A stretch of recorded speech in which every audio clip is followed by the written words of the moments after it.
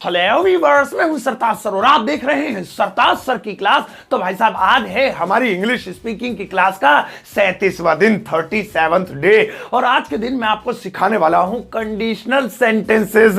और ये इतने भयंकर होते हैं, बच्चे इससे बहुत डरते हैं, कहते हैं यही समझ में नहीं आते, ये सिखा दो एक बार। और ये कंडीशनल सेंटेंसेस स्पीकिंग के अलावा आपके कॉम्पिटेटिव एग्जाम्स में भी आते हैं, तब तो भयंकर होंगे ही, तुम तो समझ ही सकते हो।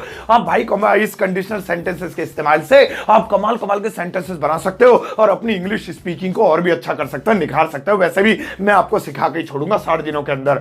तो आज सीखने के लिए कंडीशनल सेंटेंसेस, इस वीडियो का अंत तक जरूर देखिएगा। आगे बढ़ने से पहले चैनल को सब्सक्राइब कर दीजिए, सब्सक्रिप्शन बटन के बाद में एक बेल आइकन होगा, उसको दबा दीजिए ताकि रोजाना वाली वीडियोस की नोटिफिकेशन आपको बिल्कुल टाइम पर मिल जाए।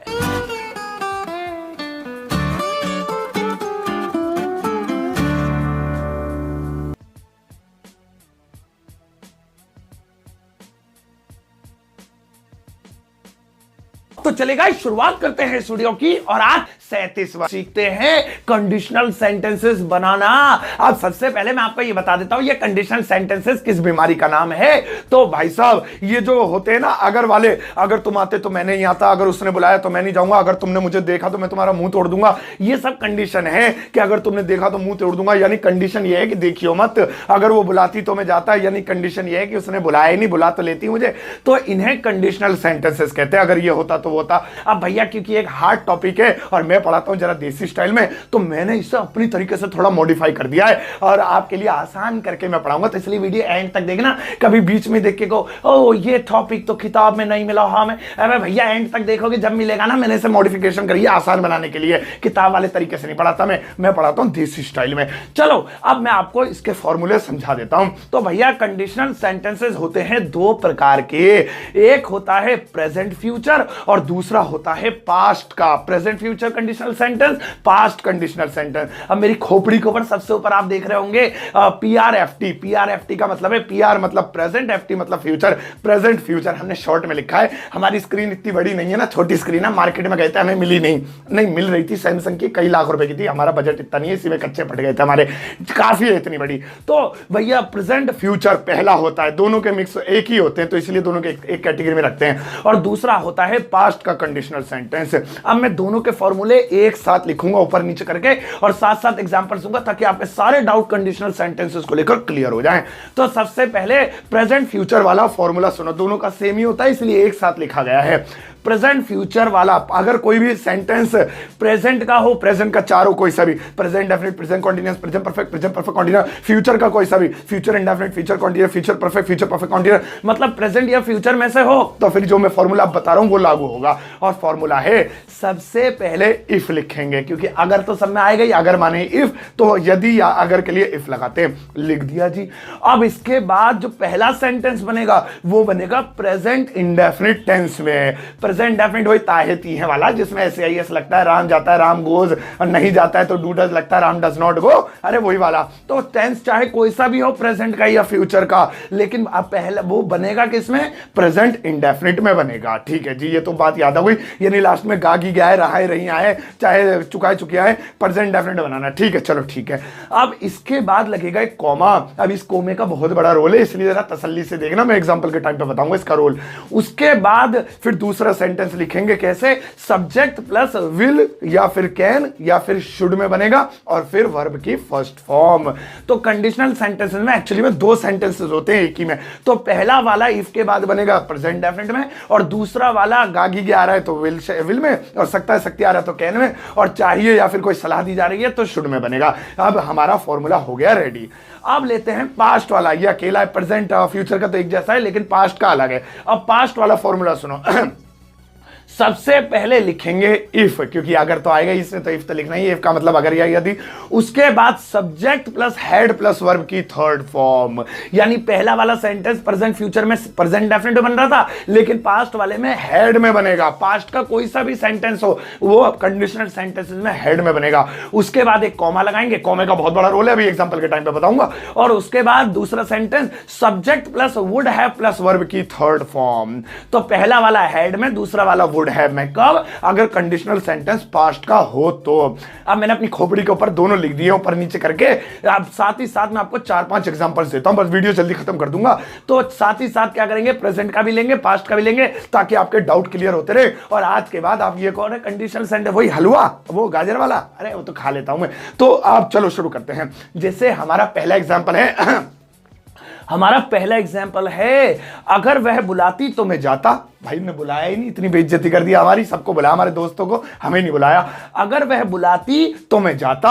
अब ये है कंडीशनल सेंटेंस। अब इसे बनाने से पहले ये तय कर लो कि ये प्रेजेंट फ्यूचर का है या पास्ट का है। तो अगर वह बुलाती तो मैं जाता, इसका मतलब उसने बुलाया नहीं और मैं गया भी नहीं, मतलब ये पास्ट का हो गया। क्योंकि जब ही तो बोलेंगे पास्ट, जब ये काम हो गया, बाद में बोलेंगे जब उसकी शादी आ जाए। अगर वो बुलाती भैया तो मैं जाता, बुलाया नहीं शादी में, तो यहां पे ये काम हो चुका है। तो ये है पास्ट का कंडीशनल सेंटेंस। चलो भैया इसमें नीचे वाला फॉर्मूला लगेगा, आओ इसको बनाते हैं। अगर वह बुलाती तो मैं जाता। अब सबसे पहले अगर के लिए इफ, ये अगर खत्म हुआ। अब पहला सेंटेंस है वह बुलाती। अब इसमें चाहे ती आए, चाहे चुका आए, चाहे मरा आए, कुछ भी आए, आपको पता है पास्ट वाला हो तो पहला हेड में बनेगा।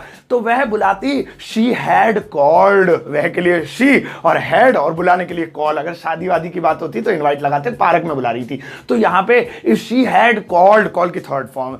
चलो भैया अब है तो ये तो लगाते ही नहीं है, इसकी जगह कोमा लगा देते हैं। इसमें कोमे वाला खेल है, कंडीशनल सेंटेंस में देन फैन नहीं लगाते, तो के लिए कोमा लगाते हैं। कोमा तो भी खत्म हो गया। मैं जाता, इसके लास्ट में भी तार है, क्या लगा, ये मत देखो तार है, ये देखो कि पहला हेड में दूसरा वुड हैव में बनेगा। तो मैं जाता, आई वुड हैव, और third form gone. If she had called I would have gone, अगर बुलाती तो मैं जाता, ऐसे बनेगा। अगर तुम्हें ये रूल मैं नहीं समझाता और मैं कहता अरे बनाओ अगर मैं बुलाती तो मैं जाता, if she will call I would go, ऐसे नहीं बनेगा चाचा, ऐसे बनेगा कंडीशनल सेंटेंस, जैसे कि आप देख रहे हो। तो चलो अब एक और एग्जांपल लेते हैं। जैसे मुझे कहना है हाँ अगर तुम बोले तो मैं तुम्हें पीटूंगा। चुप रहना वहां पे, वो जबान मत खोलना। अगर तुम बोले तो मैं तुम्हें पीटूंगा। अब इस सेंटेंस में सबसे पहले ये पता करेंगे कि ये प्रेजेंट फ्यूचर का है या फिर ये पास्ट का है। तो अगर तुम बोले तो मैं तुम्हें पीटूंगा, यानी बोलना मत यानी आने वाले टाइम की बात हो रही है। ओ ये फ्यूचर का है, क्योंकि अगर तुम बोले तो मैं तुम्हें पीटूंगा यानी अभी पीटा नहीं है, तो क्योंकि अभी ये काम हुआ ही नहीं है तो पीटूंगा कहां से, पहले समझा रहा हूं मैं। तो ये प्रेजेंट फ्यूचर में आ गया, तो इसे ऊपर वाले फॉर्मूले के अनुसार बनाएंगे। चलो बनाते हैं। अगर तुम बोले तो मैं तुम्हें पीटूंगा। अगर के लिए पहले लिखेंगे इफ, अगर खत्म हो गया। अब है तुम बोले। अब तुम बोले में देखना ए की आवाज आ रही है, ऊ की आवाज आ रही है, आ लिखा, ये नहीं, ये प्रेजेंट वाला प्रेजेंट फ्यूचर वाला कंडीशनल है, तो पहला वाला प्रेजेंट डेफिनेट बनेगा। तो तुम बोले, यू स्पीक, खत्म हो गया, क्योंकि प्रेजेंट डेफिनेट में ना इज़मार आता ना वाजवर आता, ऐसे ही ऐसे लगता है, वो भी ही शी नेम इट के साथ, यू के साथ वो भी नहीं लगता, आई यू विदे के साथ। तो यू स्पीक अगर होता, अगर राकेश बोला राकेश स्पीक्स, अगर सरताज बोला सरताज स्पीक्स, आई यू विदे के साथ लगता। तो अगर तुम बोले इफ यू स्पीक तो मैं तुम्हें पीटूंगा, तो कोमा लगाएंगे। अब है मैं तुम्हें पीटूंगा, तो लास्ट में आ रहा है गा। सकता है सकती आए तो कैन में, चाहिए या फिर सलाह आए तो शुड में, और गा आए तो यहां पे विल में जाएगा। आई विल बीट यू, आई में, विल गा, और बीट फर्स्ट फॉर्म ही लगनी है। बीट माने पीटना, ये नहीं कबूतर की बीट की बात कर रहा हूं, और यू माने तुम्हें। सो कैसे बनाएंगे, if you speak I will beat you, if you speak समझ लियो, इस अगर तू बोला if you speak I will beat you, ऐसे बोलेंगे। एक और मजा आ रहा है ना, अरे बड़ा मजा आता है। मैं पढ़ाता तो इतना आसान, सच में मैं हलवाई था, हलवा कर देता हूँ हर चीज को। Don't underestimate the power of a हलवाई, ऐसे कुछ है। हाँ तुम फिलहाल क्या करो, तुम लाइक वाला बटन दबाओ, क्योंकि वीडियो देखने में मजा आ रहा है। चलो 2 एग्जाम्पल्स और लेते हैं, मामला खत्म करूंगा। और हमारा पहला एग्जाम, मतलब उन 2 एग्जाम्पल्स में से पहला वाला है कि अगर वह कुछ पूछे तुम मत बताना। अगर वह कुछ पूछे तुम मत बताना, या अगर वह कुछ पूछे तो तुम मत बताना। यहां लिखा हुआ है, मैंने तो नहीं बोला, बड़ी बेइज्जती होती है। अगर वह कुछ पूछे तो तुम मत बताना। चलो तो ये प्रेजेंट फ्यूचर है या फिर पास्ट है। अगर वह कुछ पूछे तो तुम मत बताना, यानी अभी ये काम हुआ नहीं है, आगे के लिए उसको समझा रहे हैं, प्रेजेंट फ्यूचर है। तो अगर के लिए इफ वह कुछ पूछे, वह के लिए लड़की है तो शी, लड़का है तो ही, पूछेगी तो लड़की पूछेगी, लड़के के बारे में इंक्वायरी करती है। तो इफ शी आस्क्स एनीथिंग। अब आस्क में एस लगाना पड़ा, क्यों? क्योंकि भैया ये था सिंपल प्रेजेंट में और ही शी लिमिट के साथ एस लगता है। एनीथिंग कुछ, मतलब इफ शी आस्क्स एनीथिंग, अगर वह कुछ पूछे, बन गया जी। तो कुछ नहीं लगाना, कोमा लगा काम चल जाएगा। देन नहीं लगाते कोमे के लिए और तो के लिए इस कंडीशनल में।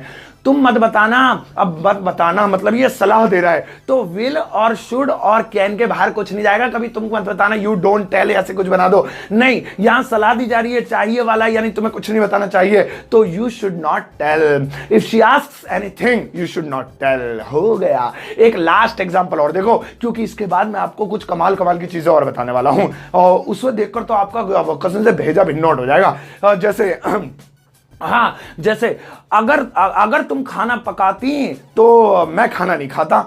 अगर तुम खाना पकाती तो मैं खाना नहीं खाता, मतलब मैं घर की बात कर रहा हूं, तुम्हारे हाथ का तो मैं खाता। अरे तुम गुस्सा मत हो प्लीज। अगर तुम खाना पकाती तो मैं खाना नहीं खाता।